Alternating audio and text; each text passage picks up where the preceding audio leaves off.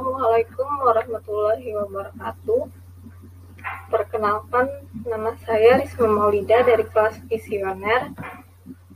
Di sini saya akan menjelaskan perbandingan algoritma decision tree dan ensemble learning random forest pada indeks pembangunan manusia. Presentasi ini bertujuan untuk ujian praktik mata kuliah data science.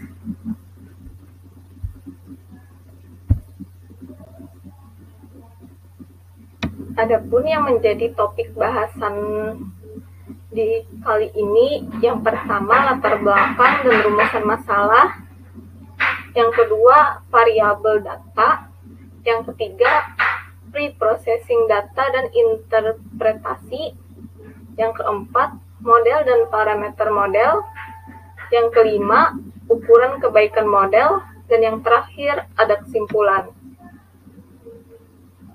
Langsung saja kita memasuki ke bahasan yang pertama, latar belakang. IPM merupakan alat untuk mengukur kualitas hidup dari suatu negara atau wilayah dalam pembangunan manusia.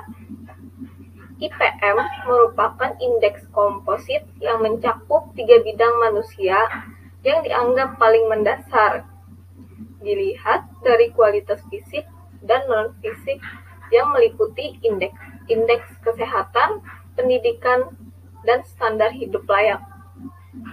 Indeks kesehatan itu meliputi angka harapan hidup, indeks pendidikan meliputi indikator harapan lama sekolah dan rata-rata lama sekolah, dan yang terakhir standar hidup layak meliputi indeks pengeluaran per kapita.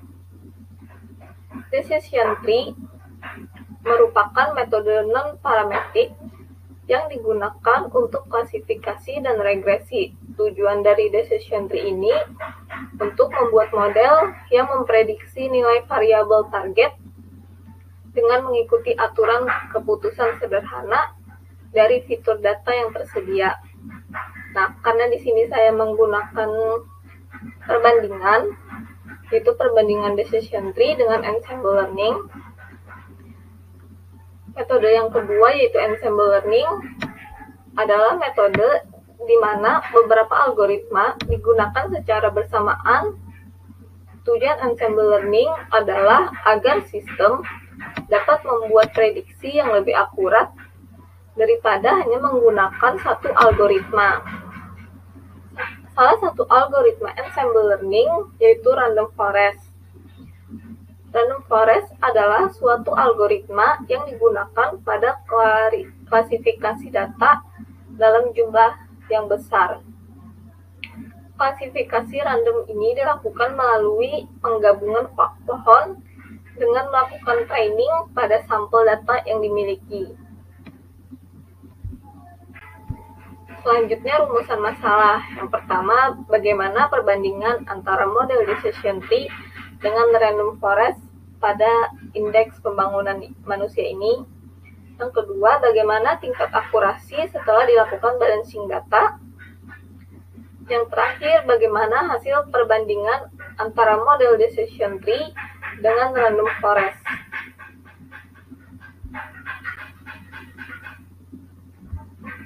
Variabel data yang kami gunakan, yang pertama data acquisition-nya, yaitu data yang digunakan dalam menjelaskan masalah IPM adalah data penduduk yang sudah dirangkum dalam dataset sebanyak 2.196 data.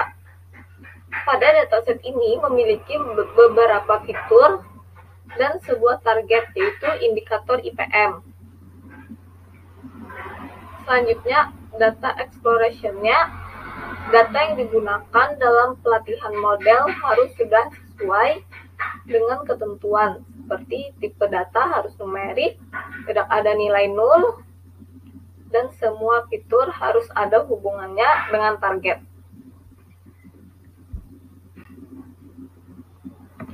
Nah, ini processing data dan interpretasinya. Yang di atas itu data acquisition-nya, dan yang ke bawah itu untuk data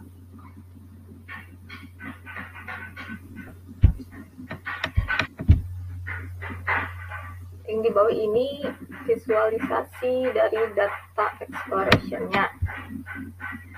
Hasil visualisasi scatter plot di samping menggambarkan bahwa korelasi setiap fitur-fitur dengan data target bisa dikatakan positif.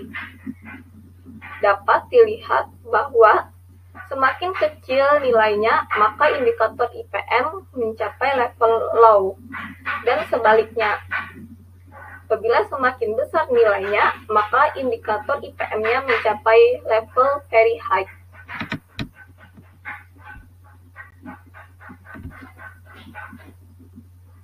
Selanjutnya, model dan parameter model yang saya gunakan. Di sini saya menggunakan model decision tree dengan random forest.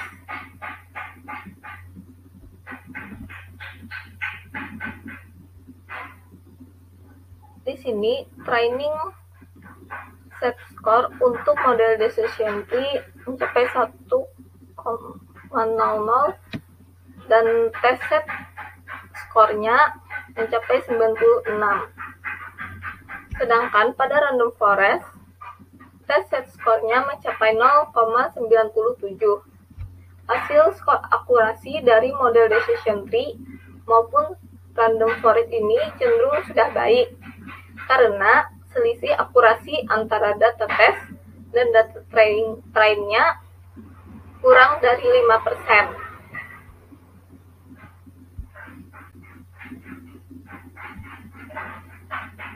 Di sini ada ukuran kebaikan model dan insight yang dihasilkan. Yang pertama ini ada confession matrix dari model decision tree. Seperti yang terlihat ini, angkanya mencapai 2, 3, 6, 9, 3, 0, dan seterusnya.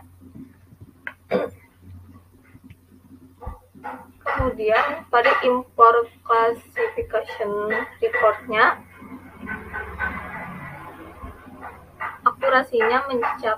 akurasi pada model decision tree mencapai 0,96, sedangkan pada random forest confession matrix dari model random forest-nya mencapai 31, dan untuk classification report-nya akurasinya mencapai 0,97.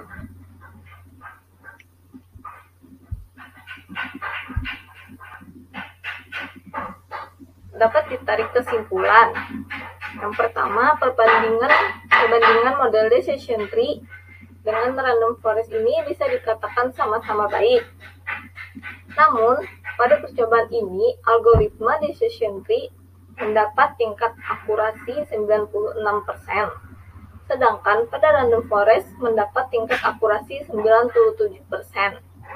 Maka, algoritma random forest ini lebih baik daripada algoritma decision tree dengan selisih tingkat akurasinya sebesar 1%. Kemudian setelah dilakukan benching data dengan meratakan proporsi level indikator pada IPM, menghasilkan tingkat akurasi yang sama, yaitu 96%. Perbandingan model dengan data yang tidak balance pada percobaan ini dapat dikatakan tingkat akurasinya lebih baik daripada model dengan data balance, walaupun hanya selisihnya 1%. Pada percobaan ini, model yang terbaik yaitu menggunakan algoritma random forest dengan data asli yang tidak balance, dengan tingkat akurasinya mencapai 97%. Demikian presentasi dari saya. Mohon maaf apabila ada salah kata. Wassalamualaikum warahmatullahi wabarakatuh.